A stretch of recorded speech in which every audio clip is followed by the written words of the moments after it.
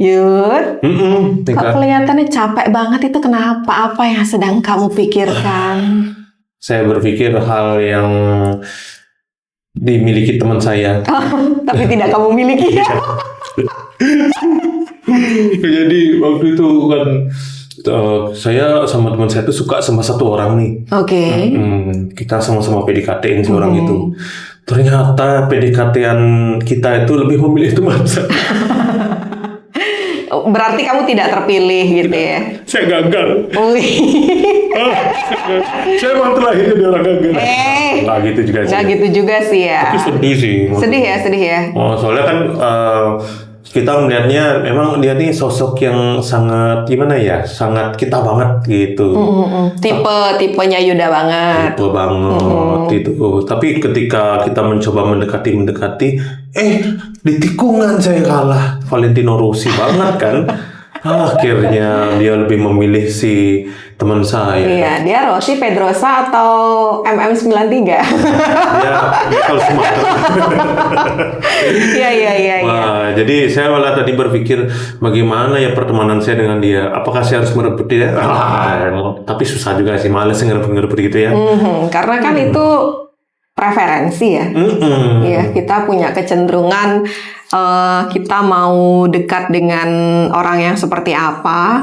Kalau konteksnya romansa ya, Yuda punya tipenya Yuda. Benar. Terus yang Yuda suka juga punya tipe sendiri. Ya, Kebetulan aja bersinggungan nih sama tipe temennya Yuda gitu. Oh, gitu. Jadi pas ternyata si Miss X ini tipenya adalah temennya Yuda gitu. Berarti selama ini saya gagal dong PDKT-in dia.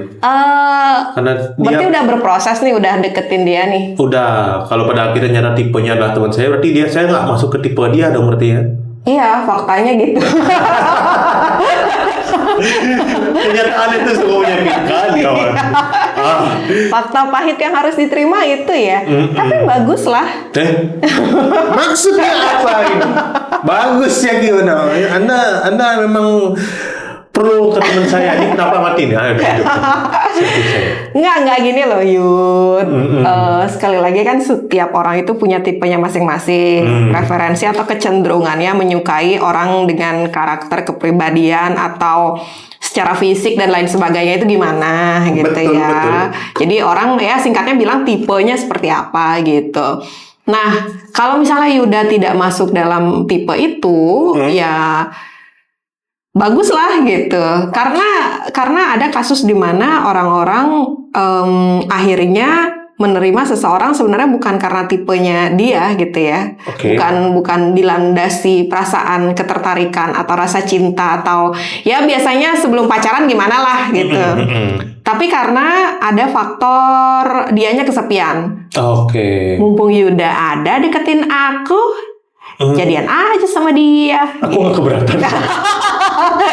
Yakin jadi temen sepinya dia aja. Kalau misalnya dia udah nggak sepi terus dia ketemu sama tipenya dia dan tipenya dia juga suka sama dia, Yuda ditinggalin, mau nggak kayak gitu? Oh, jadi bakal tetap sakit hati juga ya? Iya. Nantian aja ya? Nantian aja ke delay gitu. Kayak kredit dong. Iya, karena ada orang-orang tertentu dengan rasa kesepiannya yang tidak tahan, nggak bisa memanage rasa itu, akhirnya memanfaatkan orang-orang yang suka sama dia, padahal orang-orang ini bukan tipenya dia. Oh gitu.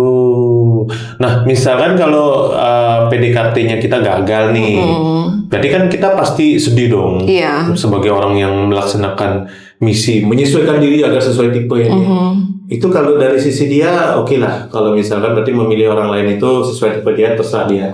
Tapi sakit hati saya ini harus mana? Aduh, ya wajar ya, karena penolakan, pengabaian itu kan menyakitkan sekali. Cuma ya lagi-lagi untuk bisa healing, orang bilang sebenarnya seperti itu. Healing itu hilang. Nggak selalu. Tapi ada unsur itu sebenarnya. Saya ingin hilang saja dari ini. Iya, kalau konteksnya PDKT mungkin hilang dari peredarannya dia gitu. Ya, oke. Oke. Gimana maksudnya? Iya, jadi kan PDKT kan sebelumnya deket tuh, intens nih sama Miss X ini gitu ya. Ternyata kitanya diabaikan sama dia, ditolak karena dia punya kecenderungan atau preferensi yang lain gitu terkait siapa yang ingin dijadikan pacar atau mau berhubungan dengan siapa. Ya, secara nyata fakta pahitnya kita ditolak, kita mundur lah. Mundur. Ya mau nggak mau kan, suka nggak suka. Benar-benar. Mundur ya, hilang dari peredaran itu, hilang dari menghilang dulu dari intensitas yang sebelumnya kita lakukan ketika PDKT. Yang biasanya ngabarin, udah maam belum, kamu udah bobo belum, aku mau denger suara napas kamu gitu. Iya kan, ada kan yang seperti itu. Walaupun ya biasanya sih orang melakukan itu ketika sudah berpacaran gitu ya. Dari suara napas gitu. Iya, sleep call. Oh, sleep call. Mungkin next kita bisa bahas ini ya. Benar. Seberapa penting sih sleep call itu gitu. Tapi next lah ya. Nah, ada tuh orang-orang punya kebiasaan itu di momen pacaran mereka. Oke. Cuma di PDKT pun ada gitu. Jadi menghilang dulu dari kebiasaan-kebiasaan yang sebelumnya dilakukan dan intensitas ketemu juga diminimalisir gitu. Itu salah satu cara untuk healing. Benar, healing ya hilang gitu. Tapi kenangannya dia, foto-foto dia di wallpaper HP saya tuh berarti harus di... Kamu nyolong fotonya dia atau gimana? Kita pernah selfie. Oke. Selfie sama grup. Terus di Dia crop. di kanan, saya di kiri. Oh gitu, kirain deketan terus di crop gitu. Enggak sih, saya buka gini grupnya itu kan. Saya ambil di sebelah kiri, saya ambil kanan, yang tengah saya hapus. Salah banget ya. Maksa banget ya. Kalau belum siap menghapusnya nggak apa-apa, nggak usah dihapus karena itu kan kesiapan ya. Sama juga ketika PDKT itu gagal, terus sebelumnya kita intens nih komunikasi di sosial media misalnya gitu kan. Jangan buru-buru blokir dia gitu. Oh nggak boleh gitu ya? Dia tidak memilih aku gitu. Dasar kita sekarang musuhan.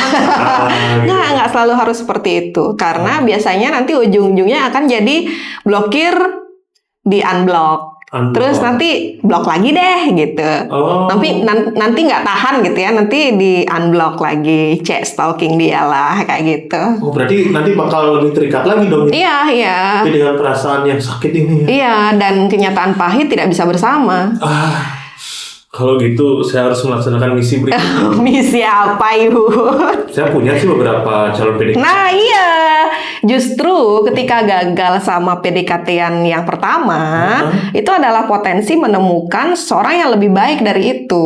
Yang masuk nih, Yuda itu masuk ke tipenya dia gitu. Oh gitu ya? Iya kan? Mika lagi deketin orang nggak? Gimana? Kejawab nggak kegalauan kalian dari obrolan kita tadi? Emang ya, susah banget kalau logika ketemu sama perasaan. Bawaannya berantem terus. Tapi tenang, bareng Bligong Yuda dan Mika Karisa, kita akan coba kasih solusi terbaik dari segala macam pertanyaan yang menghantui kepala kalian nih. Pantengin terus podcast Hati versus Otak di hari Rabu jam 8 waktu Indonesia Barat dan kasih otak dan hatimu berteman malam ini. Besoknya berantem lagi.